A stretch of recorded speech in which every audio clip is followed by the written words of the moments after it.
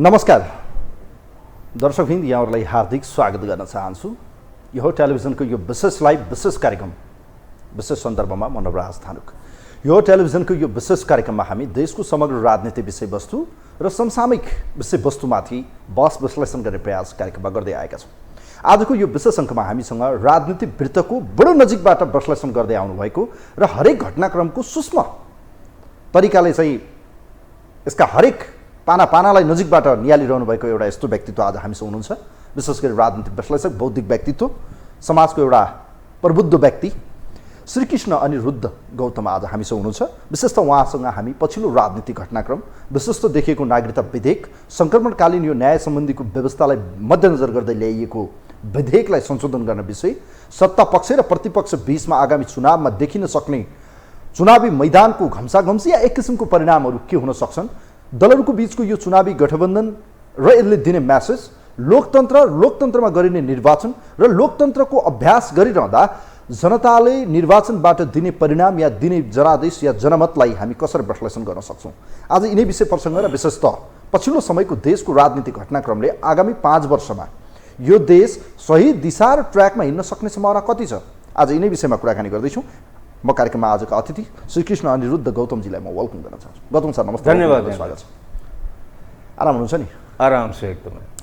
खास गरी आजको यो विषयवस्तु मैले पृष्ठभूमिमा पनि राखेँ, विभिन्न विषयवस्तुमा हामी कुराकानी गर्नेछौँ। खास गरी यो निर्वाचनको एउटा सङ्घारमा छौँ हामी। अबको 2-3 महिनापछि चुनाव हुँदैछ, मङ्सिर 4 गते।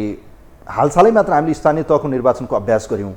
लोकतन्त्रमा हामी विशेषतः हिजो पञ्चायत व्यवस्था, त्यसपछि हामी बहुदलीय व्यवस्था र बहुदलीयसँगै एक किसिमको हामी सङ्घीय लोकतन्त्रको अभ्यास गऱ्यौँ र आज गणतन्त्रात्मक एउटा संविधानसँगै हामी विभिन्न चुनावको अभ्यास गर्दै आएका छौँ। गौतम सर, तपाईँको नजरबाट आज निर्वाचन र लोकतन्त्र, विशेषतः लोकतन्त्रको अभ्यासबाट सुरु गरौँ। तपाईँको नजरबाट लोकतन्त्र के हो, लोकतन्त्रलाई तपाईँले कसरी विश्लेषण गर्नुहुन्छ प्लिज? लोकतन्त्र भन्नाले सर्वप्रथम यो जनताको व्यवस्था हो,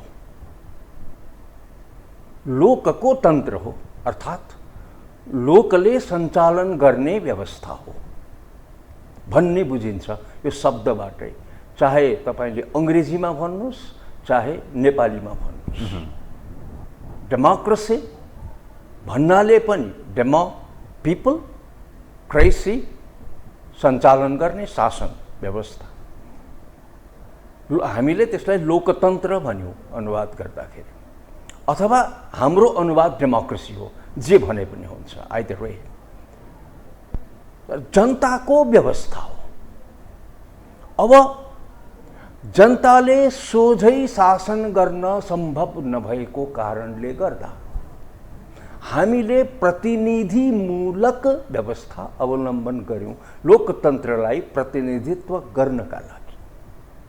जनतालाई प्रतिनिधित्व गरून् भन्नका प्रयोजनले हामीले के गर्यौँ भने प्रतिनिधिमूलक संस्थाहरूको रचना गर्यौँ। त्यसमा मूलतः 2टा मूल विषयमा, एउटा चाहिँ व्यवस्थापिका र अर्को कार्यपालिका। व्यवस्थापिकाबाट कार्यपालिका बन्ने पद्धति अन्तर्गत हामी छौँ। अमेरिकामा, संयुक्त राज्य अमेरिकामा छुट्टै व्यवस्थापिका र छुट्टै कार्यपालिकाको चुनाव हुन्छ। व्यवस्थापिकाले कार्यपालिकाको नियन्त्रण गर्छ, व्यवस्थित गर्छ, अनुमोदन दिन्छ र नियन्त्रण पनि गर्छ। तर हामी कहाँ के हुन्छ भन्दा संसदीय प्रथा अन्तर्गत चाहिँ व्यवस्थापिकाबाट कार्यपालिका बन्छ। अब हामी यो विषयमा आउँ कि हामी लोकतन्त्र भन्नाले जनताको व्यवस्था हो। त्यो जनताको व्यवस्था हामीले सोझै सञ्चालन गर्न सक्दैनौँ, पुरा समय जनताले दिन सक्दैन। त्यो भएर पुरै समय दिन सक्ने मान्छेहरूलाई हामीले आफ्ना नोकरका रूपमा निर्वाचित गरेर पठाउँछौँ। नोकरका रूपमा किन भनेको भन्नुहुन्छ भने हामी तलब दिन्छौँ। हाम्रो करबाट हामी यिनीहरूलाई तलब दिन्छौँ, तनखा दिन्छौँ, स्यालेरी दिन्छौँ। They are salaried servants of the people, जनताले तलब दिएका नोकरहरू हुन्। ती नोकरहरूले जनताको सोझो गरेर शासन गर्नुपर्छ। यो हो लोकतान्त्रिक शासन व्यवस्था सञ्चालन गर्ने। अहिले जस्तो हामी यो लोकतन्त्रको अभ्यासको निरन्तर एउटा अभ्यास गरिरहँदा बेला बखतमा लोकतन्त्रमाथि प्रश्न खडा हुन्छ। खास गरी हामीले व्यवस्था ल्यायौँ तर व्यवस्थामाथि बेला बखतमा प्रश्न खडा हुन्छ। किन खडा भयो?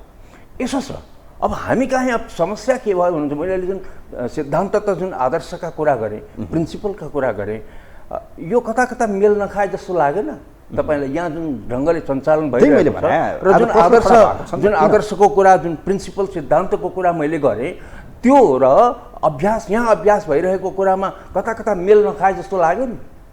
किन मेल नखाए जस्तो लाग्यो भने कारण छ यसको।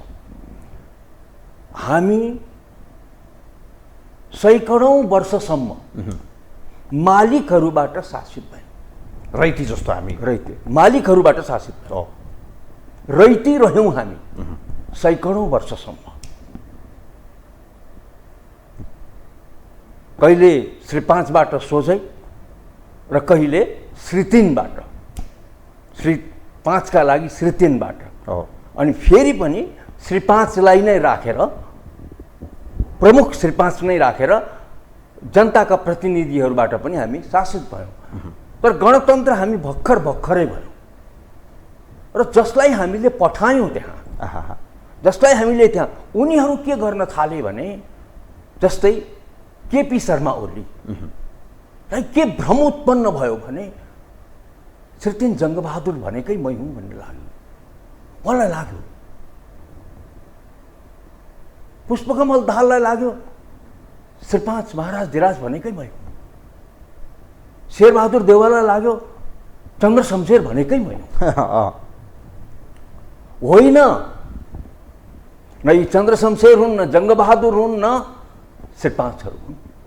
यिनीहरू हामीले शासन गर्न नसकेका कारणले गर्दा, नभ्याएका कारणले गर्दा, फुल टाइम हामीले त्यो शासनको लागि दिन नभ्याएको कारणले गर्दा के गर्छ भन्दाखेरि अलिकति हाम्रा लागि काम गरिदेऊ न भनेर छुट्याएर पठाएको। तर उनीहरूमा भ्रम के उत्पन्न भयो भने त्यो हिजोको परम्पराको कारणले गर्दा, हिजोको विरासतको कारणले गर्दा उनीहरूलाई के लाग्यो, त्यो सिटमा गएर बसे, चन्द्र शमशेरले बनाएकै दरबारमा गएर प्रधानमन्त्री बसे भन्दा प्रधानमन्त्रीलाई के भ्रम भयो, उत्पन्न भयो भने म चन्द्र शमशेरै हुँ। अर्थात् चन्द्र शमशेरको, यसलाई अन्यथा नमान्नु होला, चन्द्र शमशेरको भूत त्यहाँ सवार भयो, चन्द्र शमशेरको प्रेत त्यहाँ सवार भयो र उनीहरू आफूलाई फेरि मालिक ठान्न थाले र हामीलाई रैती, जबकि हामी रैती होइनौँ, हामी जनता हौँ, हामी मालिक हौँ। अहिले यो जस्तो व्यवस्था ल्याउनुमा उहाँहरूले पुर्याएको योगदानलाई यो भनिरहँदा अन्डरएस्टिमेट हुन्छ कि हुँदैन? हुँदैन। जस्तो 10 वर्ष जनयुद्धको कारण आज जगमा हामीले यो व्यवस्था परिवर्तन गऱ्यौँ, आज जनताका अधिकार आए, नभए त हिजोको त्यो व्यवस्था र आजको व्यवस्थामा के फरक हुन्थ्यो? उहाँहरूको योगदानलाई हामीले चाहिँ अन्डरएस्टिमेट गर्ने या अवमूल्यन गर्ने जस्तै परिस्थिति, उहाँहरूको योगदानलाई, जस्तै गणेशमान सिंहको योगदानलाई म तपाईँलाई छुट्याउँछु। Please please. गणेशमान सिंहको योगदानलाई चाहिँ तपाईँले मैले यसो भने अन्डरएस्टिमेट गरेको जस्तो, अवमूल्यन गरेको जस्तो हुन्छ। किनभने उहाँ शासन सत्तामा जानु भएन, जसले यो व्यवस्था ल्याइदिएर पनि शासन सत्तामा जानु भएन, उनीहरूको सम्मान हामीले गर्नुपर्छ। सम्मान गर्नुपर्छ भन्दा यिनीहरूको सम्मान गर्नु हुँदैन भनेको चाहिँ होइन। फेरि आदर गर्दा गर्दै हामीले प्रश्न गर्नुपर्छ, आदर गर्दा गर्दै हामीले एकाउन्टेबिलिटी, उत्तरदायित्व विहीन उनीहरू हुन पाउँदैनन्। समस्या यहाँ के भएको छ भन्नुहुन्छ भने उनीहरू, हामीले तपाईँले भन्नुभएको जुन तर्क दिनुभएको छ, यो तर्क दिँदै उनीहरूले के भन्न थाले भन्दाखेरि हामीले त यत्रो ठुलो योगदान गरेको छ, हामीले त्याग गरेको छ, तपस्या गरेको छ, बलिदान, हाम्रो यत्रो अपमान गर्ने, जेल जीवन कुर्बान गरेको छ, हामीले यत्रो योगदान दियौँ, 10 वर्ष युद्ध गऱ्यौँ। तपाईँलाई योगदान गर्नु भनेको, योगदान दिनु भनेको सामा ब्याज असुल उपर गर्नलाई हो र? तपाईँ अहिले जानुभएको त जनताबाट अनुमोदन प्राप्त गरेर जनताको सेवा गर्छु भनेर जानुभएको। यहाँ योगदानको कुरो छुट्टै हो, त्यो छुट्टै इतिहासका पुस्तकहरूमा आउँछ। उहाँहरूको योगदानको उचित मूल्याङ्कन हुन्छ इतिहासका किताबहरूमा। तर व्यावहारिक रूपमा उहाँहरूको योगदानको हामी मूल्याङ्कन अहिले गर्दैनौँ। हामी उहाँहरूको शासनको मूल्याङ्कन गर्छौँ। कस्तो किसिमको शासन गर्नुभयो उहाँहरूले त्यसको मूल्याङ्कन गर्छौँ। कस्तो गर्नुभयो त तपाईँले भनेअनुसार? हामी नौकर, उहाँहरू मालिक, या उहाँहरू चाहिँ एउटा श्रीपाज, हामी चाहिँ त्यसको दास, या हामी त्यसका प्रजा? तपाईँले जुन सुरुमा भन्नुभयो नि, के छ भने अहिले व्यवहार हामीलाई त्यस्तो गरिराख्नु भएको छ उहाँहरूले, र अहिले त्यही प्रश्न उठिरहेको छ नि, उहाँहरूको निरन्तरता हुनु हुँदैन, उहाँहरूलाई अब विदा गर्नुपर्छ, उहाँहरूको अब समय बित्यो, समय पुग्यो, किन भनेको त? तपाईँलाई लाग्छ गौतम सर, अहिलेका यी पात्र मेजर हामी अहिलेका देखेका शीर्षस्थ नेताहरूको विकल्प नयाँ या कुनै अमुक व्यक्ति या अन्य दलबाट या दलकै भित्रबाट मानिलिनुहोस् आए, प्रवृत्ति चेन्ज हुन्छ लाग्छ तपाईँलाई? सिस्टमले के देखाउँछ अहिलेको निर्वाचन प्रणाली? जनताको मनस्थिति, जनताले चाहेको एउटा छ, भएको अर्को छ, अलिकति ग्याप जस्तो पनि देखिन्छ, जनतामा एक्सपेक्टेसन हाई छ। तथापि तपाईँ देख्नुहुन्छ अहिले पनि दलका कार्यकर्ता र दलीय व्यवस्थामा दलप्रतिको आस्था नराख्ने समाजमा बिरलै मान्छे हुन्छन्। इभन तपाईँ म पनि एउटा कुनै न कुनै आइडियोलोजीसँग गाइडेड होला या त्यसप्रति मेरो पनि आस्था हुनसक्छ। अनि यो व्यवस्था, यो दलीय सिस्टममा एउटा आइडियोलोजीसँग मान्छेको चाहिँ इन्भल्भ हुने बित्तिकै या मेरो इन्ट्रेस्ट बढ्ने बित्तिकै त्यसले चाहिँ एउटा व्यक्ति जाँदैमा के फरक आउँछ? यो एउटा धेरै ठुलो के छ भन्दाखेरि सङ्क्रमण अथवा रूपान्तरणको अवस्थामा छौँ हामी अहिले। यसलाई के छ भन्दा हामी पोस्ट आइडियोलोजीमा पनि गइसकेको छैनौँ र पर्फर्मेन्स बेस्ड पोलिटिक्स भनौँ न, कार्यप्रधान शासन व्यवस्थामा पनि हामी पुगिसकेका छैनौँ। हामीले खोजिरहेको कार्यप्रधान शासन व्यवस्था हो, र कार्यप्रधान शासन व्यवस्था चाहिँ कसरी त एकैछिन म तपाईँलाई एउटा उदाहरण दिन्छु। हामी कहाँ सबै पोलिटिकल पार्टीहरू, सबै राजनीतिक दलहरू, कस्ता खालका राजनीतिक दलहरू छन् अहिले भने सबै राजनीतिक दलहरू वामपन्थी छन्। इभन कङ्ग्रेस पनि? कङ्ग्रेस त समाजवादी पार्टी भन्छ आफूलाई, होइन? डेमोक्रेटिक पनि भन्छ उसले, डेमोक्रेटिक सोसलिस्ट भन्छ आफूलाई, भनेको त वामपन्थी नै भनेको। ए भनेको सबै वामपन्थीहरू छन्, र यहाँ लिबरल डेमोक्रेटिक पार्टी कोही पनि छैन। अहिलेको समस्या, सबभन्दा ठुलो समस्या के हो भन्नुहुन्छ भने जुन उदार चेता लोकतन्त्रमा विश्वास गर्छ, जसले लिबरलिजममा विश्वास गर्छ, जसले लिबर्टीमा विश्वास गर्छ, जसले वैयक्तिक स्वतन्त्रतासहित स्वतन्त्रताको रक्षा गर्दै लोकतन्त्रको सञ्चालन गर्ने भन्ने कुरा गर्छ, यहाँनेरि के गर्छ भने स्लिप गर्छ। के स्लिप अलिकति स्किप गरिदिन्छ क्या। सबै के छ भन्नुहुन्छ भने समाजवादी व्यवस्थाको निर्माण, समाजवादी व्यवस्था अलिक फरक चिज हो, लिबरलिजम अलिक फरक हो। लिबरलिजम र डेमोक्रेसी चाहिँ सँगसँगै जान सक्छन्। डेमोक्रेसीले लिबरलिजमलाई, लोकतन्त्रले उदारतालाई, र उदारताले लोकतन्त्रलाई परस्परमा परिपुष्ट गर्दै जान्छन्। दुईटा कम्प्लिमेन्टरी हुन्, एक अर्काका चाहिँ परस्पर सम्पूरकहरू हुन्। तर के छ भने यहाँ समस्या के छ भने काङ्ग्रेसले आफूलाई समाजवादी भन्छ, अरू पनि आफूलाई समाजवादी भन्छन्, र उनीहरूको लक्ष्य कता जाने भन्दाखेरि समाजवादतिर जाने, अर्थात् एउटा अर्कोले त एकदमै यो व्यवस्थालाई उपयोग गर्दै गर्दै साम्यवादी जाने भनिराखेको छ। भन्दाखेरि हाम्रो के भयो, ड्रिफ्ट भएको छ क्या।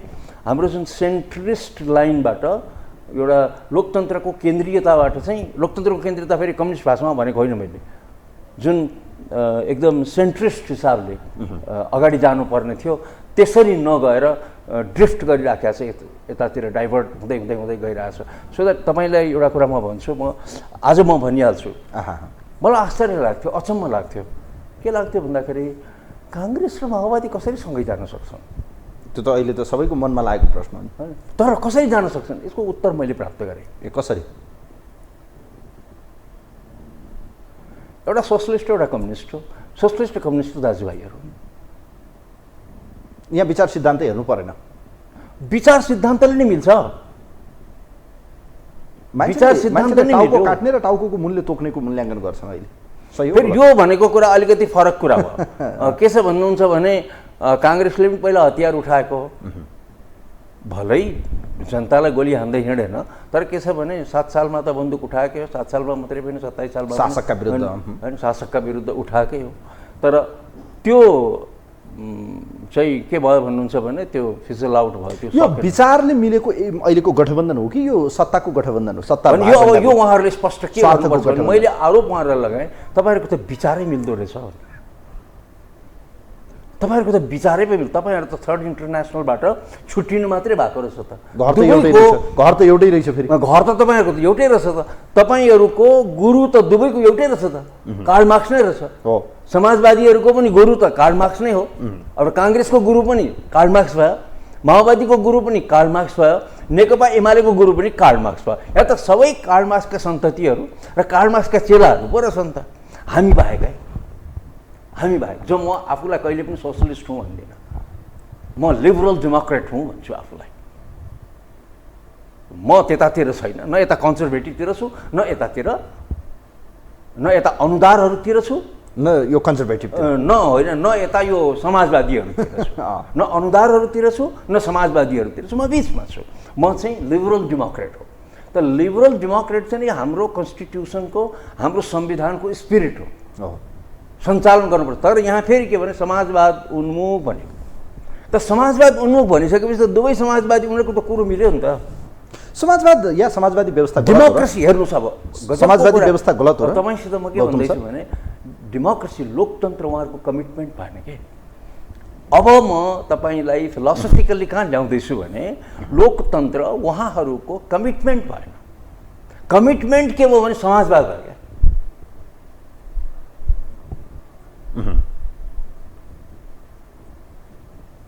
समाजवादतिर उहाँहरू समाजवाद उन्मुख संविधानमा पनि लेख्नुभयो। त लोकतन्त्र उन्मुख, लोकतन्त्रको पूर्णताका लागि, लोकतन्त्रको प्रवर्धनका लागि, सम्वर्धनका लागि र लोकतान्त्रिक व्यवस्थाको सौन्दर्यको परिपुष्टिका लागि भनेर त उहाँहरूले गर्नु भएन। उहाँहरूले त के भन्नुभएको छ भने यो समाजवाद उन्मुख व्यवस्था हो र लोकतन्त्र त केवल उहाँहरूको लागि उपयोगको विषय मात्रै भयो, इन्क्लुडिङ काङ्ग्रेसको। बोलेको शब्द मात्रै भयो, बोलेको शब्द मात्रै भयो। यो व्यवस्था, यो पद्धति, यो प्रणाली खालि उहाँहरूको सजिलोको लागि। यसको अर्थ तपाईँ समाजवादको व्यवस्थाप्रति सन्तुष्ट व्यक्ति होइन? या समाजवादी व्यवस्था, बिपी कोइरालाले भने हामी समाजवादी या समाजवाद हाम्रो यात्रा, देशलाई एउटा समाजवादी बनाउँ, एउटा घर परिवार एउटा होस्, एउटा किसानको घरमा पनि सबै कुरा होस्, राज्यको नजरमा सबै विभेद नहोस्, सबै बराबर हुन्, यो व्यवस्था ठिक कि तपाईँले भने जस्तो ठिक? यसो छ तपाईँको के छ भने बिपी कोइरालाको समाजवाद मैले पढाएको छु। बिपी कोइराला उहाँ पनि कम्युनिस्ट हो, त्यसो भए? उहाँ पनि कम्युनिस्ट हो? उहाँ कम्युनिस्ट नै हो। ल ठिक छ, त्यो पनि सुन्न पाइयो आज। होइन, उहाँ कम्युनिस्ट कुन के हिसाबले कम्युनिस्ट नै हो भनेदेखि सुरुवात त उहाँको पनि कम्युनिस्टै हो। सुरुवात त उहाँको कम्युनिस्ट नै हो। त जो मान्छे सुरुवातमा कम्युनिस्ट हुन्छ त्यसले कुनै न कुनै रूपमा यिनीहरूको चाहिँ नि लिएर हिँड्दो रहेछ। तर यसो भनिरहँदाखेरि बिपी कोइरालालाई एकदमै कम्युनिस्ट सिस्टमतिर जान खोजेको मैले भनेको होइन। के भन्न खोजेको भने बिपी कोइरालाले भन्नुभएको के थियो त? के भयो समाजवाद भनेर के भन्नुभएको थियो? समाजवादको बारेमा उहाँले भन्नुभएको कुरा के त? छुट्याइदिनु नि त मलाई। रामचन्द्र पौडेलले भन्दै गरेको समाजवाद, बिपी कोइरालाले भन्दै गरेको समाजवाद, केपी ओलीले भन्दै गरेको समाजवाद, प्रचण्डले भन्दै गरेको समाजवाद, वैद्यले भन्दै गरेको समाजवाद, के सबै कार्ल मार्क्सबाट निश्चित समाजवादहरू होइनन्? हुन्। कार्ल मार्क्सबाट निश्चित समाजवाद हुन् भने रामचन्द्र पौडेल चाहिँ गैर कम्युनिस्ट, प्रचण्ड चाहिँ कम्युनिस्ट कसरी भयो त? विचार त एउटै। सबैका गुरु चाहिँ यदि कार्ल मार्क्स हुन् भने मलाई यो बुझाइदिनु पर्यो, उहाँहरूले बुझाइदिनु पर्यो कि लोकतन्त्रसँग तपाईँहरूको यहाँहरूको साइनो चाहिँ के हो, त्यो छुट्याइदिनु पर्यो। मैले आरोप लगाएँ त बिपी कोइरालाको पनि कम्युनिस्टहरूसँग सान्निध्य छ समाजवादको कारणले गर्दा। अब एकैछिन मैले भन्ने गरेको छु, तपाईँहरू किन यो समाजवाद भनिरहनुहुन्छ? नेताहरूलाई नि भनेको छु। हाम्रो पूर्वीय दर्शनमा सर्वे भवन्तु सुखिनः सर्वे सन्तु निरामया सर्वे भद्राणि पश्यन्तु मा कश्चित् दुःख भाग भवेत् भनेको क्या हो? सबै सुखी हुन्, सबैको लोकतन्त्रले भन्छ। सर्वे भवन्तु सुखिनः सर्वे सन्तु निरामया सर्वे भद्राणि पश्यन्तु मा कश्चित्, यो त लोकतन्त्रले भन्छ। उदार लोकतन्त्रले भन्छ तपाईँलाई अतिरिक्त यो समाजवाद भन्ने चिज किन चाहियो, घाँडो यो किन चाहियो? अरू इक्वालिटीको कुरा गर्नुहुन्छ क्या, इक्वालिटीको कुरा गर्नुहुन्छ। सबै राज्यको नजरमा सबै सरकारी मातहत होस्, सबैलाई जनतालाई चाहिँ सरकारले हेरोस्, सरकारीकरण होस्, हामी सरकारलाई चाहिँ सबैलाई बराबर गर्छौँ, को मेरो निजी भन्ने कुरा नहोस्, सबैलाई बराबर गरौँ भन्नुहुन्छ। तर सर एउटा कुरा यहाँनिर अब यो विषयमा जस्तो चुनाव आउँदैछ, हामी लोकतन्त्रको अभ्यासमा छौँ, विषय प्रसङ्ग धेरै छन् हामीसँग। गौतम सर, आउँदै गरेको चुनावबाट तपाईँले एक्सपेक्टेसन के छ तपाईँको? तपाईँले चाहेको के हो, या यो निर्वाचनबाट आउने परिणामबाट पाइने चाहिँ हामीले पाउने के? प्लिज। यस्तो छ, अहिलेको जुन तपाईँले आइसोलेट गरेर खालि नेपाललाई मात्रै एक ठाउँमा राखेर र बाँकी विश्वलाई अर्कातिर राखेर विश्लेषण गर्न सक्नुहुन्न।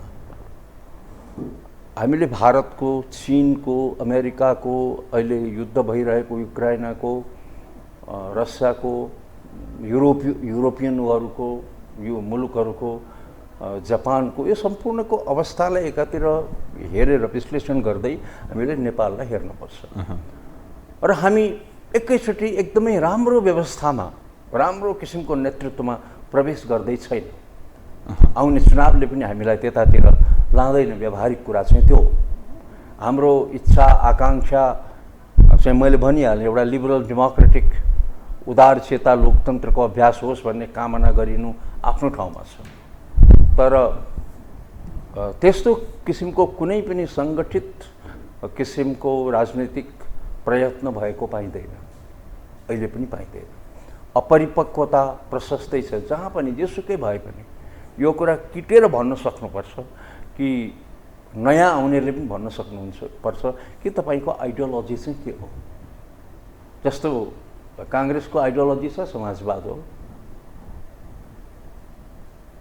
अरूको पनि समाजवादी साम्यवाद हो। जस्तै एकीकृत समाजवादी भनेर यिनीहरूले नाम राखे, तर फेरि नेकपा राखे, हैन? कम्युनिस्ट पनि छोड्न सकेन नि त माधव नेपालहरूले।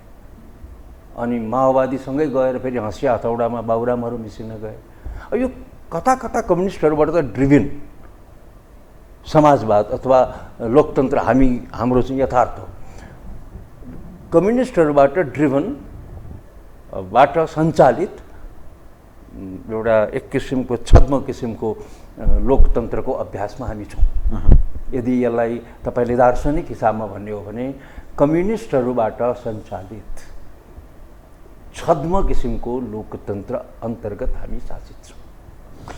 यसको अर्थ आउँदो चुनावबाट आउने परिणाममा तपाईँ ढुक्क हुनुहुन्छ कि यस किसिमको परिणाम आउँछ, आगामी सत्ताको बागडोर यसले समाउँछ भन्नेमा तपाईँको लगभग एउटा एनालाइसिस गर्ने ठाउँमा हुनुहुन्छ? अब तपाईँले एक दुई ठाउँको खालि उदाहरण दिएर, जस्तै तपाईँको काठमाडौँको चुनाव परिणाम या धरानको चुनाव परिणाम अथवा दुई चारवटा नगरपालिकाहरूको चुनाव परिणाम, केही धेरै नगरपालिकाकै चुनाव परिणामलाई हेरेर मात्र भन्न सक्नुहुन्न। किन भन्दाखेरि यो अब केन्द्र प्रदेशको चुनाव हो र सबै पोलिटिकल पार्टीहरू चाहिँ एक किसिमले आफ्नो ढङ्गले अर्गनाइज छन्, सङ्गठित छन्। उनीहरू स्वार्थका कारणले गर्दाखेरि सङ्गठित छन् भने पनि सङ्गठित छन्। उनीहरू जनकल्याणको लागि यो लामो समयदेखि 2048 सालदेखि हामीले यो लोकतन्त्र या भनौँ खास गरी चुनावको एक्सर्साइज गर्दै आएका छौँ। विशेष त 2062-63 पछि खास गरी संविधान सभा र दोस्रो संविधान सभा, त्यसपछिको हामीले भनौँ 74को निर्वाचन र अहिले हामी दोस्रो संविधान जारीपछि दोस्रो चुनावमा गरिरहँदा विकल्प तपाईँ देख्नुहुन्छ दलहरूको अहिलेको अवस्थामा? यी दलको विकल्प नयाँ कुनै पोलिटिकल नयाँ अल्टरनेटिभ कुनै पोलिटिकल पार्टी एउटा सम्भावना के हुन्थ्यो भन्दाखेरि, एउटा कुरा चाहिँ म भन्छु, दलहरूकै विकल्प अहिले राष्ट्रिय रूपमा र प्रादेशिक हिसाबले तत्कालै देखिँदैन।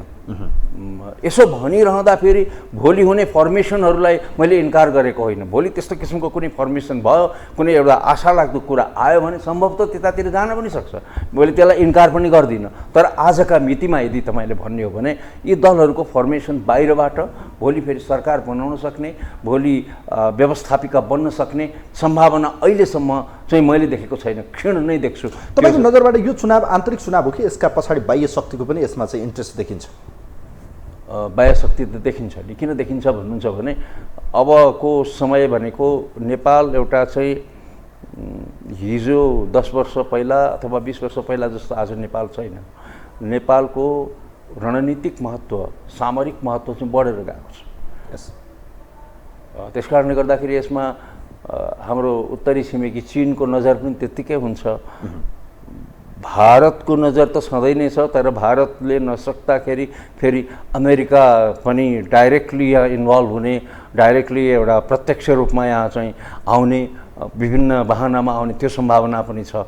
चीन बढ्दो छ भनेदेखि अमेरिकाले पनि त्यो स्पेस चीनलाई दिन चाहँदैन। भारतले यदि त्यो स्पेसलाई आफ्नो अधीनमा राख्न सकेन भने, त्यो स्पेस जुन भारतको स्पेस छ, हिजोको स्पेस, त्यो स्पेस चाहिँ भारतले गुमाउँदैछ भने के हुन्छ भन्दाखेरि त्यो स्पेसमा आउने भनेको त चीन हो। त्यहाँ चीन आउन दिन चाहँदैन अमेरिका। भारतले नसक्न सक्छ। यसको अर्थ देशभित्र कांग्रेस, कम्युनिस्ट या माओवादी, एमाले भन्नुभन्दा पनि यहाँ अहिले लडाइँ देशभित्रको जनताले त्यो बुझ्छन् बुझ्दैनन् त्यो बुझ्न बाँकी छ। तर नेताहरूले एकले अर्कालाई आरोप के लगाइरहनु भएको छ भने यी प्रतिगमनकारी दक्षिणपन्थी अमेरिकाले बनाइदिएको या अन्य एमसिसीकाले कारणले बनाइदिएको गठबन्धन, या हामी एक्लै हौँ, हाम्रो चाहिँ मुद्दा यसर्थ भारतका विरुद्ध भयो, यो एजेन्डा उहाँहरू बनाउँदै हुनुहुन्छ। तपाईँले पनि त्यही किसिमको एनालाइसिस हामीले पनि बुझिरहेका छौँ। भन्नुको तात्पर्य यो जियो पोलिटिक्सको एउटा स्ट्राटेजिक हामी ठाउँमा छौँ। तपाईँले जुन भन्नुभयो यसको अर्थ आन्तरिक रूपमा कसले जित्छ कसले हार्छ भन्दा पनि यहाँ कुन शक्तिको प्रभाव बढिरहन्छ र भोलिको दिनमा को शक्तिमा आउँछ भन्ने कुरा आन्तरिक विषयले महत्त्व राख्छ कि बाह्य महत्त्व? मेरो यो एकदम इन्ट्रेस्टको विषय, असाध्यै रुचिको विषय तपाईँले उठाउनु, मेरो लागि रुचिको विषय हो। किन रुचिको विषय हो भन्नुहुन्छ भने त्यो अघि तपाईँले सोधेको भन्दा पनि यो चाहिँ रुचिको विषय हो। यो के हुन्छ भन्नुहुन्छ भने यिनीहरूले के गर्छन् भन्दा यहाँका राजनीतिक दलहरूले अब एमसिसी पास गर्ने बेलामा, एमसिसी पास गर्ने पक्षमा केपी ओली आफै हुनुहुन्थ्यो। तर जब त्यो के शेरबहादुर देउवाको कोर्टमा आयो, शेरबहादुर देउवाको कोर्टमा आएपछि अनि उहाँको पार्टीबाट नै फेरि के छ भन्दाखेरि उहाँ यसले यो एमसिसीको यसको काउन्टर जुन छ नि, यसको जुन प्रत्युत्पादक जुन असर छ त्यो चाहिँ आफूलाई नपरोस् भनेर उहाँ सजग हुनुभयो। ओलीजी उहाँ पास नहोस् भन्ने चाहनुहुन्न थियो, तर केमा सजग हुनुभयो भने एमसिसीका विरुद्ध जुन जनमत छ त्यो जनमत उहाँको लागि प्रत्युत्पादक नहोस् भनेर उहाँ सजग हुनुभयो र कता कता उहाँ जोगिन खोज्नुभयो। त्यसै गरी माओवादी पनि एमसिसी पास गर्न तयार, भित्रभित्र पत्र पठाउने तयार। तर के छ भने बाहिर फेरि यसको जनताबाट पाउने अनुमोदनमा असर नगरोस् भनेर फेरि सजग। यसमा एमसिसीको मामलामा साह्रै नै प्रष्ट, साह्रै नै खुल्लम खुल्ला र एमसिसी चाहिँ हानिकारक छैन भन्ने कुरामा आश्वस्त भनेको शेरबहादुर देउवा मात्रै हो। र उहाँ यस मामलामा चाहिँ एमसिसी पास गर्ने मामलामा चाहिँ उहाँ चाहिँ इमान्दार हो। यसको राजनैतिक लाभ वा हानि जे बिहोर्नु परे पनि, जे बिहोर्न पनि म तयार छु, हानि जतिसुकै भए पनि म बिहोर्न तयार छु भनेर प्रस्तुत हुने चाहिँ शेरबहादुर देउवा मात्रै हो एमसिसीमा। हो एमसिसी प्रति तपाईँको सहमति, मेरो सहमति कति छ त्यो छोड्नुहोस्, त त्यसलाई विषयको रूपमा यदि तपाईँले हेर्नुभयो भने सबै छद्म कुरा गरे, केपी ओलीले पनि माओवादीले पनि, तर काङ्ग्रेसले चाहिँ छद्म कुरा गरेन यो मामला। यो अहिले चुनावमा चाहिँ जस्तो आउने परिणामको कुरा गर्दैछु नि मैले, जस्तो यो चुनावमा चाहिँ अहिलेको गठबन्धन, अहिलेको भित्री गठबन्धन हो कि बाह्य गठबन्धन हो, यो चाहनाको कुरा। जस्तो अहिले एमाले आरोप के लगाइरहेको छ नि यो विदेशीले बनाइदिएको गठबन्धन हो, हामीले त अहिले पनि खुला गरेको तर हुन सकेन। चाइनाको चाहना के छ भने कम्युनिस्टहरू एक भइदिउन्। यसको अर्थ चुनावपछि पनि एउटा गठबन्धन बन्ला या यो चुनावमै जाला, यसले परिणाम ल्याउला, जनताले कसलाई अनुमोदन गर्छन् त्यो जनताको विषय भयो। भोलि आउने ब्यालेट बक्समा के देखिन्छ त्यो जनताले गर्ने विषय भयो, उहाँहरूको विवेकको विषय भयो। तर यो चासो त इन्टरनेसनल रूपमा पनि छ नि त, यहाँ नेपालमा कसलाई शक्तिमा ल्याउने, को सत्तामा आउँदा चाहिँ कसलाई लाभ हुन्छ, कसलाई हानि हुन्छ, कसको फेभरमा को हुन्छ, को चाहिँ अलि प्रो छ, को अगेन्स्ट छ, यी सबै कुराहरू हेरिन्छन्। यसको अर्थ यसलाई चाहिँ हामीले यो चुनावलाई चुनावको रूपमा हेर्ने कि यसले दिने परिणाम कुन अर्थमा हामीले बुझ्ने होला यो चुनावलाई आउँदै गरेको समय? यो यस्तो छ, के छ भने सबभन्दा पहिला त उनीहरू कसरी चुनावमा जान्छन् भन्ने कुरामा नै हामी एउटा निष्कर्षमा पुगौँ। के कुरो भयो भने चुनावमा त तालमेल गरेर जाने भन्ने कुरा भएको छ, तालमेलमा सिट सङ्ख्या नमिलेको छ। काङ्ग्रेसले एउटा चाहिँ बटम लाइन, काङ्ग्रेसको विशेष गरेर असन्तुष्ट पक्षले शेखर कोइरालालाई शेखर उनीहरूले चाहिँ 100लाई बटम लाइन बनाएको छ। 165मा 100, 65 अरूलाई दिएर आफू 100 राख्ने भनेको छ। सम्भवतः गठबन्धनमा गइसकेपछि मलाई लाग्छ त्यो त्यति उहाँहरूको लागि व्यावहारिक हुँदैन होला। काङ्ग्रेसको लागि त व्यावहारिक हुँदो हो, तर अन्य साथीहरूलाई त दुःख, अन्य साथीहरू जो चाहिँ गठबन्धनमा आउँदैछन् उनीहरूलाई त व्यावहारिक हुँदैन होला, त्यो उहाँहरूले जान्ने कुरा हो। अब यहाँ यो मामलामा चाहिँ गठबन्धन किन गर्ने त भन्दाखेरि केपी ओलीलाई बाहेक गर्न भन्ने छ। यो राम्रो मुद्दा भएन के, यो तपाईँको यो सही मुद्दा होइन। आफ्नो प्रोग्राम अगाडि ल्याउनका लागि होइन, यो गठबन्धन हाम्रो लागि किन आवश्यक छ भने यो गठबन्धनले यी नेसनल अब्जेक्टिभहरू मिट गर्छ, यी राष्ट्रिय लक्ष्यहरूलाई चाहिँ यसले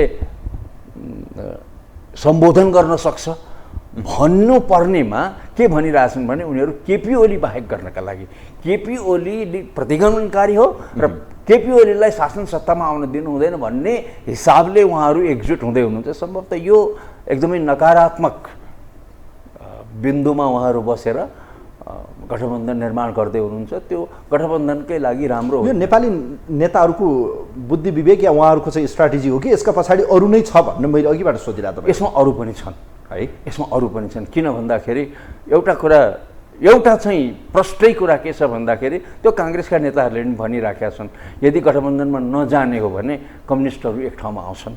तपाईँलाई लाग्छ त्यस्तो? अनि बारम्बार फेरि केपी ओलीले पनि, केपी ओली होइन प्रचण्डले बारम्बार भनि पनि राख्नु भएको छ उहाँले के भनेदेखि होइन काङ्ग्रेसले धेरै भाउ खोज्छ भने हामी एमालेसितै मिल्छौँ अथवा अरू एमाले बाहेकको वाम गठबन्धन बनाएर हामी अघि बढ्छौँ पनि भनिराखेका छ। मलाई लाग्छ सबभन्दा राम्रो चाहिँ मेरो सुझाव चाहिँ उहाँहरू केपी ओली बाहेकको गठबन्धन बनाएर जानुहोस्, काङ्ग्रेस बिनाको, काङ्ग्रेस बिनाको थर्ड लाइन, मेरो थर्ड फोर्स एउटा केपी ओली एक्लै चुनावमा जाउन् अथवा राप्रपासित मिलेर जाउन्, जोसुकैसँग जाउन्, उहाँहरूको लाइन एउटा भयो। अब काङ्ग्रेस एक्लै जाओस् अथवा काङ्ग्रेस एक दुईवटा मधेसवादी पार्टी लोसपाहरू कसैलाई लिएर जान्छ भने जाओस्, साना पार्टीहरूलाई लिएर जान्छ भने, तर मेजर पार्टीहरूको बिचमा गठबन्धन नहोस्। यसले गर्दा के हुन्छ भन्नुहुन्छ भने एजेन्डाहरू धमिलिन्छन् कि एजेन्डा धमिलिन्छन्। कसले देख्छ, कसले यहाँ मत दिन्छ र सर गौतम सर तपाईँलाई के लाग्छ अहिलेको गठबन्धन के का निम्ति बनेको गठबन्धन हो त? त्यसो भए केपी ओली बाहेक गर्न बनेको, बाहिर त के भनिरहेछन् भन्दाखेरि यो गठबन्धन केपी ओली बाहेक गर्न बनेको भनिरहेछ। किन केपी ओली बाहेक गर्नु पर्यो भन्दाखेरि एकातिर चीन लागिराखेको छ, अब भित्री कुरा चाहिँ चीन लागिराखेको छ कम्युनिस्ट मिलाउनका लागि। कम्युनिस्ट मिल्यो भने त अनि फेरि अर्कै हुन्छ सिनारियो त, अस्तिको भन्दा पनि। तपाईँको विवेकले, तपाईँको प्रिडिक्सनले, तपाईँको एनालाइसिसले के भन्छ? यो सत्ता गठबन्धनमा देखिएको अहिलेको सिट बाँडफाँडको रस्साकसी, कार्यदलमा देखिएको एउटा गाँठो फरिरहेको छ, त्यो फुक्न सकिरहेको छैन। नेताहरूले चाहँदै पनि यो गाँठो फुकाउने कुनै अस्त्र देख्नुहुन्छ? तालमेल मिल्छ उहाँहरूको बिचमा? सिट बाँडफाँड 60 एउटाले भनेको छ, 40 भनेको छ, 100 भनेको छ, 227 उहाँहरू पुगाइसक्नुभयो, सिट चाहिँ 165। कसरी मिल्छ? अब म तपाईँलाई भन्छु त्यो सिटमा पनि तपाईँ नजानुहोस्, त्यो बाँडफाँडमा पनि नजानुहोस्। अब एउटा सम्भावना म तपाईँलाई भन्दिराख्छु, गठबन्धन गरेर चुनाव हुनसक्छ। 100 को ठाउँमा 80 गर्न सक्नुहुन्छ उहाँहरूले, 90 गर्न सक्नुहुन्छ, जे पनि गर्न सक्नुहुन्छ, आधा गर्न सक्नुहुन्छ, आधा काङ्ग्रेसलाई दिने र आधा अरूलाई बाँड्ने भन्ने पनि गर्न सक्नुहुन्छ। त्यो लास्ट आवरमा त्यो पनि हुनसक्छ। तर तपाईँसित के ग्यारेन्टी छ, उहाँहरूसित के ग्यारेन्टी छ? चुनाव पछाडि जब माओवादीको हैसियत एकदमै बलियो भएर आउला, मानिलिनुहोस् जस्तो अस्ति स्थानीय निर्वाचनमा पनि भएर आयो, त्यस पछाडि फेरि एमाले र माओवादी मिल्यो भने के गर्नुहुन्छ नि? अहिलेको गठबन्धन गरेको लाभ चाहिँ काङ्ग्रेसलाई कति हुन्छ? त्यो चाहिँ कम्युनिस्टहरू मिल्न दिन्न भनिरहँदा भोलि प्रधानमन्त्री बन्न दौडमा हिँडिदिनु भयो प्रचण्ड भने त्यो त हिँड्नु हुन्छ नि, उहाँ हिँड्नु भएको छैन र, उहाँ हिँड्नु भएको छैन, उहाँले भन्दै पनि हिँड्नु भएको छ होइन। त्यत्रो गठबन्धन गरेर पार्टी एकता गरेर फुटेर आएर शेरबहादुर देउवालाई प्रधानमन्त्री बनाउनु भएको छ। त्यो प्रधानमन्त्री बन्नलाई नै त हो नि, आउने समयमा प्रधानमन्त्री बन्नलाई नै त हो नि उहाँको ध्येय, उहाँको लक्ष्य। उहाँले बारम्बार सबैभन्दा राम्रो पक्ष प्रचण्डको के हो भने प्रचण्डका पेटमा कुरा रहँदैन, अरूले गोप्य राख्छन् कतिपय कुराहरू, तर प्रचण्ड पेटमा कुरा राख्दैन। र प्रचण्ड भनि नै रहेका छन् अब अन्तिम पटकमा प्रधानमन्त्री भएर चाहिँ चमत्कारै गर्छु भनेर प्रचण्डले भनिरहेको हुँदाखेरि उहाँको मनसा यही हो, प्रधानमन्त्री बन्ने। काङ्ग्रेस प्रधानमन्त्री यदि काङ्ग्रेसले बन्न दिएन भने प्रधानमन्त्री बनाउनेसँग गएर उहाँ जोडिनुहुन्छ नि त। आलो फालोमा भयो पनि त्यही जान्यो। ओके, यो हेरिरहँदाखेरि अब एउटा प्रसङ्ग तपाईँले कोट्याइहाल्नुभयो, यसैमा जोड्यौँ। अब चुनाव हुँदैछ, चुनावपछि आउने परिणामबाट पनि तपाईँ अव्यस्त हुनुहुन्छ, यो हुनसक्छ है भन्ने तपाईँले पनि सोचिरहनु भएको छ, मैले पनि सोचिरहेको छु। चुनाव हामी स्थानीय तहको धेरै टाढा छैनौँ, किनभने 6 महिनाको डिफ्रेन्समा यो चुनाव हुँदैछ, 8 महिनाको फेरिमा। भावी प्रधानमन्त्रीको क्यान्डिडेट जसरी आज चर्चामा छन्, व्यक्तिपिच्छे स्वतन्त्रका नाममा, कोही कस्ता नाममा, कोही दलभित्रै, जस्तो एमाले ओलीलाई अगाडि सार्यो, कङ्ग्रेसमा अहिले गगन थापा, शेखर कोइराला आफूले स्वयं उहाँहरू दाबी गर्दै हुनुहुन्छ। माओवादीबाट त एकल हो, प्रचण्ड नै हो, यसमा डाउट छैन, अन्य आकाङ्क्षी पनि हुन सक्छन्। के लाग्छ सर तपाईँलाई, आगामी प्रधानमन्त्रीको दौडमा तपाईँले देखेका पात्रहरू रिपिट हुने सम्भावना छ या कुनै? मैले एउटा एमाले यो गरेको, अघि मैले शेरबहादुर देउवाले गरेको एउटा राम्रो काम भने, प्रचण्डका पेटमा कुरा रहँदैन भने उहाँको पनि मैले प्रशंसै गरेँ, शेरबहादुरको पनि मैले प्रशंसै गरेँ। अब केपी ओलीको प्रशंसा गर्छु। प्लिज। अब केपी ओलीको कसरी प्रशंसा गर्छु भने, उहाँहरूले ठिक गर्नुभयो, प्रधानमन्त्रीको उम्मेदवारका रूपमा अगाडि नै भावी प्रधानमन्त्रीको उम्मेदवारका रूपमा केपी ओलीको नाम अघि सार्नुभयो, बडो राम्रो गर्नुभयो। अब केपी ओलीलाई प्रधानमन्त्रीका रूपमा चाहनेहरूले के स्वतन्त्रता भयो भने एमालेलाई भोट दिन्छ। अब केपी ओलीको बारेमा मेरो मूल्याङ्कन सुन्नुहुन्छ भने अब आउने प्रश्न पछि म भन्छु। तर मतदातालाई के सजिलो हुने भयो भने, अब केपी ओली फेरि प्रधानमन्त्री बन्न चाहन्छन्, केपी ओली नै यो देशको लागि जरुरी छ, उहाँ हुनु अनिवार्य छ, र उहाँ भयो भने यो देशको चित्र राम्रो हुन्छ, अनुहार राम्रो देखिन्छ भन्नेहरूले अब एमालेलाई भोट दिन तम तयार भएर बसे हुन्छ। Good point.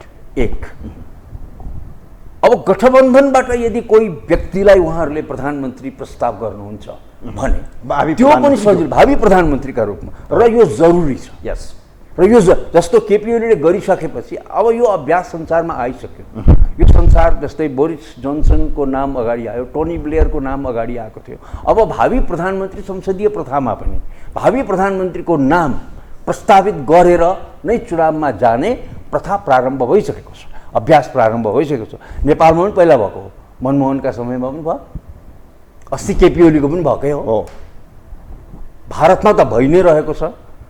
कुनै बेलामा अटल बिहारी वाजपेयीको नाममा चुनाव भयो, त्यस पछाडि उहाँ प्रधानमन्त्री पनि बन्नुभयो, अनि त्यहाँबाट साइनिङ इन्डियाको नारा आयो, चुनाव हारियो। सही हो श्रीकृष्ण सर, भावी प्रधानमन्त्री देखाउँदाखेरि मतदातामा चाहिँ क्लियरिटी हुन्छ कि क्ल्यारिटी, मैले चाहिँ यो व्यक्तिलाई प्रधानमन्त्री देख्न चाहन्छु, म स्वाभाविक रूपमा आइडियोलोजी मिलोस् नमिलोस् तथापि म यो व्यक्तिलाई म मत दिन्छु भन्ने स्वतन्त्रता। शेरबहादुर देउवाको नाम प्रस्ताव गर्नुहोस्, उहाँहरूले एकैछिन मानिनुहोस्, भावी प्रधानमन्त्री मान्नु शेरबहादुर। र त्यसो हो भने गठबन्धनलाई भोट दिन गाह्रो मान्दैनन् मान्छेले, चाहे त्यो माओवादी होस्, चाहे त्यो नेकपा एस होस्, चाहे जो होस्। माधव नेपालको नाम प्रस्ताव गर्नुहोस् न त गठबन्धनले भावी प्रधानमन्त्रीका रूपमा। त्यसो भने माधव नेपाललाई प्रधानमन्त्री चाहने मान्छेहरूलाई गठबन्धनलाई भोट दिन्छ, अथवा शेरबहादुरको नाम प्रस्ताव गरिदिनुहोस्, हामीलाई सजिलो हुन्छ, मतदातालाई सजिलो हुन्छ। अथवा तपाईँ प्रचण्डकै नाम प्रस्ताव गरिदिनुहोस्, ल सक्दै सक्नुहुन्न, ती सबैको नाम प्रस्ताव गर्न सक्नुहुन्न भने शेरबहादुरको गर्न सक्नुहुन्न, प्रचण्डको गर्न सक्नुहुन्न भने यत्तिकै ब्ल्याङ्क नराख्नुहोस्, खाली नराख्नुहोस्, गगनको नाम प्रस्ताव गरिदिनुहोस् न त। मान्छेले मन परायो भोट दिन्छन्, मान्छेले मन परायो भने गठबन्धनलाई भोट दिन्छ। खै ठिक छ सर, अब कुरा गरौँ खास गरी यो अलिकति द्वन्द्वकालीन विषय छ जुन पछिल्लो समय चासो, र आज नेकपा माओवादीका अध्यक्षले पनि यो विषयलाई चासो राख्नुभयो। झन्डै 16 वर्ष भएछ हेर्नुहोस् यो देशमा शान्ति प्रक्रिया बितेको। एउटा बच्चा आज 16 वर्षको भयो, जवान भयो। तपाईँलाई के लाग्छ सर, यो शान्ति प्रक्रियाको विषय हामीले यत्तिकै अल्झाएर राख्ने कि यसलाई व्यवस्थापन गर्ने? जस्तो अहिले सरकारले एउटा सङ्क्रमणकालीन न्याय सम्बन्धीको एउटा विधेयक संसदमा चाहिँ कानुन मन्त्री गोविन्दजीले अगाडि सार्नुभयो। यो विषयमा सत्तापक्ष प्रतिपक्ष अलिकति फरक देखिएको छ। सत्तापक्ष यसलाई टुङ्ग्याइदिनुपर्छ टिआरसीको विषयमा, र अर्कोतिर चाहिँ यो एमाले चाहिँ समाजलाई खाडलतिर नधकेलौँ, न्याय पाउनुपर्छ, पीडितहरूले न्याय पाउनुपर्छ, सबैलाई एउटै डालोमालोमा सोलो डोलो नगरौँ भन्ने पक्षमा देखिन्छ। तपाईँको नजरबाट सङ्क्रमणकालीन न्याय सम्बन्धी ल्याइएको व्यवस्था, यो विधेयक जुन छ, आम माफी दिने विषय सजिलो तरिकाले भन्यो भने द्वन्द्वकालमा जे जस्तो भयो राज्य पक्ष या विद्रोही पक्षबाट सबैलाई एकै तरिकाले चाहिँ अब आम माफी दिउँ, बेपत्ता छानबिनलाई गरौँ, यी सबै विषयलाई उहाँहरूले अगाडि सार्नु भएको छ। यो विषयमा के भन्नुहुन्छ सर? युद्धकालमा भएका हिंसालाई हामीले राजनैतिक समाधान खोज्नुपर्छ भनेरै शान्ति प्रक्रियामा हामी आयौँ, बृहत शान्ति सम्झौता गऱ्यौँ र शान्ति प्रक्रियामा आयौँ। तर मानवता विरोधी जुन अपराधहरू भएका छन् द्वन्द्वका नाममा, जहाँ चाहिँ सम्भवतः मलाई लाग्छ शत्रु साधनकै लागि पनि भएका त्यस्ता अपराधहरू छन्, ती चाहिँ खुट्याउनुपर्छ, तिनीहरूलाई चाहिँ बाहेक गर्नुपर्छ। सरकारले ल्याएको विधेयक ठिक छ कि गलत छ? एक शब्दमा आम माफी दिने विषय। सबैलाई आम माफी दिनु हुँदैन। के छ भन्दाखेरि जस्तै डेकेन्द्रको काण्ड छ, एक किसिममा डेकेन्द्र हत्याकाण्ड या अपहरण हो, त्यसपछि अथवा यो अधिकारीको यो लमजुङको त्यो काण्ड छ। हो यस्ता कुराहरू छन्, यसमा मान्छेले न्याय पाएको हुनुपर्छ, त्यो अनुभूति चाहिँ हुनुपर्छ। पीडित पक्षलाई न्याय मान्ने पक्षमा माओवादी देखिँदैन, तत्कालीन सत्ता पक्ष पनि नदेखिएला या तत्कालीन अब द्वन्द्वमा धेरै विषयवस्तुहरू आउलान्, यो बल्झाइरहने कि सल्टाउने यसलाई? अब अनि सल्टाउनुपर्छ, तर के छ भने यसको एमिकेबल सोल्युसन उनीहरूलाई के भनेदेखि जो पक्ष छन्, यसको म अर्को उपाय पनि भन्छु तपाईँलाई। जहाँ मानवता विरुद्ध भएको अपराध भनेर समाजले पनि बुझेको छ, त्यो परिवारले पनि महसुस गरेको कुरा छ, परिवार पनि त्योबाट लामो मानसिक यातनाबाट गुज्रेको छ, मानसिक पीडाबाट गुज्रेको छ। उनीहरूले पनि यो कुरो रियलाइज गरेर उनीहरू पनि यो शान्ति प्रक्रियाका पार्ट हुनुपर्छ, अङ्ग हुनुपर्छ। जो पीडित छन् उनीहरू पनि यो शान्ति प्रक्रियाका अङ्ग हुनुपर्छ। सम्भवतः मैले नयाँ कुरो भने होला। यो यस्तै विषयमा एउटा अहिले नयाँ प्रकाश फिल्म आएको छ, एउटा डिटु यो द्वन्द्वकाललाई फेरि झझल्को दिने किसिमको प्रकाश मुभी आएको छ, त्यो विषय छ। सर, अन्तिम प्रश्न, 2-3 मिनट बाँकी छ। खास गरी अहिले राष्ट्रपति संस्था संविधानले दिएको संवैधानिक व्यवस्था, संविधानको रक्षक मानिन्छन् सम्माननीय राष्ट्रपति, महामहिम राष्ट्रपतिले अहिले नागरिकता विधेयकमा लिएको अडान र प्रधानमन्त्री गएर चाहिँ उहाँलाई शीतल निवासमा गएर भेट्नु भएको छ र राष्ट्रपतिका अस्वाभाविक क्रियाकलापहरूलाई लिएर दलहरू अलिकति सशङ्कित। भलै उहाँले अब आर्मीका चिफहरू, पूर्व आर्मीको चिफहरू या जर्नलहरूलाई भेट्नुभयो, रात्रि भोज समेत गर्नुभयो, के देख्नुहुन्छ सर तपाईँ? म दुईटालाई म छुट्याएर भन्छु, यसलाई चाहिँ छुट्याएर भन्छु। अलिकति के छुट्याएर भन्छु भने, राष्ट्रपतिले जुन नागरिकता विधेयक फर्काउनु हो त्यो उहाँको अधिकार क्षेत्रभित्रको कुरा हो। उहाँले केही टिप्पणीहरूसहित, बिन्दुहरूसहित फर्काउनु हो, त्यो उहाँको अधिकारको कुरा हो र त्यसलाई बुँदा फेरि एकपटक नागरिकता विधेयकमाथि संसदले परामर्श विमर्श गरेको भए राम्रो हुन्थ्यो। त्यसले गर्दाखेरि राष्ट्रपति संस्थाको सम्मान हुन्थ्यो। अर्को कुरा, अब अर्को छुट्याउँछु म, के भने पूर्व जर्नलहरूसित राष्ट्रपतिले परामर्श गर्नुभयो, कुरा गर्नुभयो, त्यो मर्यादा विपरीत भयो भन्ने जुन कुरा छ, अनौपचारिक रूपमा राष्ट्रपतिले मान्छेहरू भेट्न पाउनुहुन्छ। त्यो सायद पूर्वलाई भेट्नुहोस्, वर्तमानलाई भेट्नुहोस्, जसलाई भेटे पनि हुन्छ। तर एउटा कुरा चाहिँ के चाहिँ छ भने, राष्ट्रपतिले कुनै पनि किसिमको दूरगामी असर पर्ने कुराहरू परामर्श गरिरहँदा राष्ट्रपतिको प्रमुख सल्लाहकार र मुख्य सल्लाहकार र सल्लाहकार भनेकै प्रधानमन्त्री हो यो प्रथामा। त्यो भएर त्यो सल्लाहकार पनि कार्यकारी सल्लाहकार हो। फेरि सल्लाहकार केवल सल्लाह दिन मात्रै भनेको सल्लाहकार होइन, कार्यकारी सल्लाहकार हो। उसले दिएको डकुमेन्ट राष्ट्रपतिले पढ्नुपर्छ, त्यस्तो सल्लाहकार हो।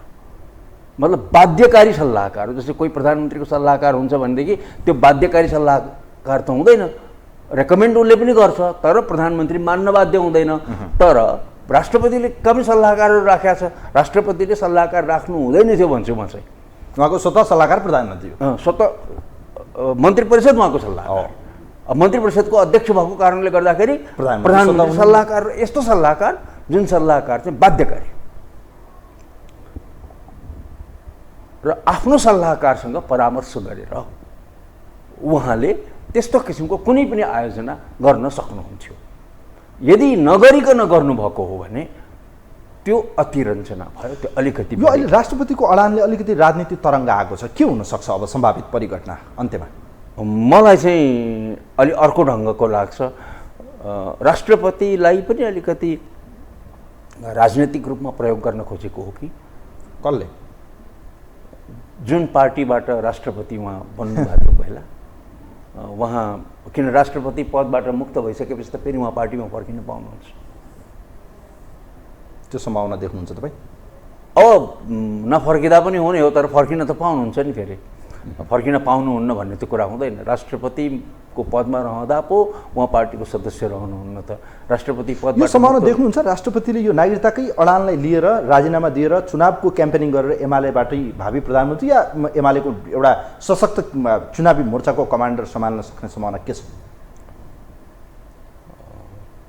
त्यस्तो चर्चा त छ बाहिर, तर मेरो कुनै पनि राय छैन त्यसमा। यो आर्मीको चिफहरूलाई भेटिसकेपछिको सम्भावना भने कोही कतै सङ्कटकालको सम्भावना छ? होइन, राष्ट्रपतिले त सङ्कटकाल लाउने ठाउँ छैन। राष्ट्रपति आफूले सङ्कटकाल लाउने ठाउँ कहाँ छ र? किन उहाँले अडान लिइरहनु भएको छ त? यसको पछाडिको स्वार्थ के हो त त्यसो भए उहाँको अन्त्यमा? मलाई यो चुनावलाई नै मध्यनजर गरेर भएको होला जस्तो लाग्छ। किनभने राष्ट्रपति हिजो जति चर्चित हुनुहुन्थ्यो नेकपाको सरकार भएका बेलामा र केपी ओली प्रधानमन्त्री हुँदा त्यो चर्चाभन्दा बाहिर हुनुहुन्छ अहिले धेरै। र एक प्रकारले तपाईँले भन्ने हो भने उहाँले एउटा लामो समयसम्म झन्डै झन्डै एमालेको राष्ट्रपति जस्तो गरेर व्यवहार पनि गर्नुभयो, त्यो गर्नु हुँदैन थियो।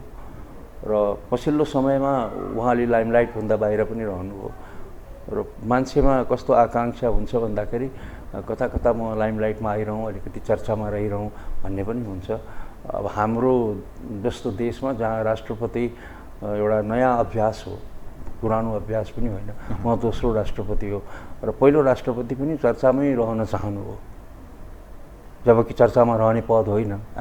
रामवरण यादव पनि चर्चामै रहनुभयो, राजाकै नकल गर्नुहुन्छ। अलिअलि राजनीतिक गन्ध, अलिअलि राजनीति गर्ने उहाँहरूमा चाहिँ एनर्जी अलिकति त्यो मतलब आफ्नो पोलिटिकल पार्टीसँगको, आफ्नो हिजोको पोलिटिकल पार्टीसँगको र भावी हुन सक्ने पोलिटिकल पार्टीसँगको आफ्नो एसोसिएसनलाई, आफ्नो चाहिँ संलग्नतालाई यथावत राखिरहने र म त्यही हुँ भनेर चिनाउन खोज्ने। जस्तै रामवरण यादवले आफूलाई फेरि पनि काङ्ग्रेसकै रूपमा चिनाइरहन चाहने, त्यसै गरी उहाँले पनि नेकपा एमालेकै रूपमा अब राष्ट्रपति पदबाट मुक्त भइसकेपछि पनि एमालेकै एउटा चाहिँ कार्यकर्ताको रूपमा, नेताका रूपमा भन्नुहोस् न, आफूलाई चिनाइरहने आकाङ्क्षा पालेको हुनसक्छ। समय र विचारको लागि म आभार व्यक्त गर्छु। धन्यवाद। दर्शकवृन्द, यो विशेष संवाद विशेष सन्दर्भमा हामीसँग राजनीतिक विश्लेषक, राजनीतिक क्षेत्रको बडो सूक्ष्म तरिकाले विश्लेषण गर्ने सक्ने प्रबुद्ध व्यक्तित्व आज हामीसँग हुनुहुन्थ्यो श्रीकृष्ण अनिरुद्ध गौतम। उहाँसँगको यो विशेष संवाद यहाँहरूको माझमा हामीले प्रस्तुत गर्ने प्रयास गऱ्यौँ। कार्यक्रम हेरिदिनु भयो, यहाँहरूलाई धन्यवाद दिँदै यो विशेष अङ्कबाट कार्यक्रमको टिमसँग म पनि बिदा हुन्छु। नमस्कार।